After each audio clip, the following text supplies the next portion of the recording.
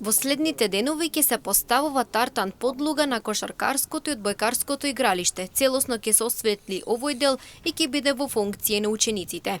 Започна активностите за реконструкција на игралиштето во основното училиште Тошо Арсов во Штип. Втората фаза ќе биде изградба на сообраќајен едукативен парк, а за овој проект се издвоени околу 2 милиони денари и се очекува истиот да биде пуштен во употреба кон крајот на месец август, почетокот на месец септември.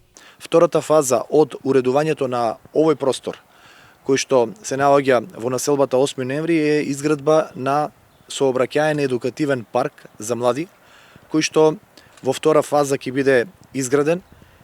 Дополнително ќе се издвојат некаде околу 2 милиони денари за изградба на овој сообраќајен едукативен парк, кој што очекувам некаде кон крајот на месец август, почетокот на месец септември да започне да се реализира.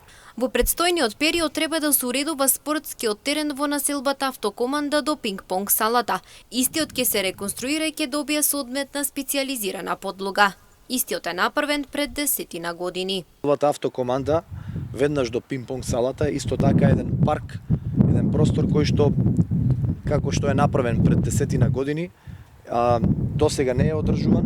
Овде исто така ќе се направи реконструкција на спортските терени, за да истите добијат соодветна специјализирана подлога, соодветно осветлување и да користат за сите оние кои што ги користат овие детски површини, реквизити, спортски терени.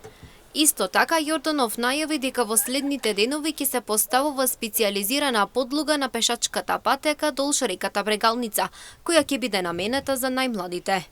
Се поставува вештачка карпа, која што исто така има потреба од специјализирана подлога на пешачката патека долж река Брегалница.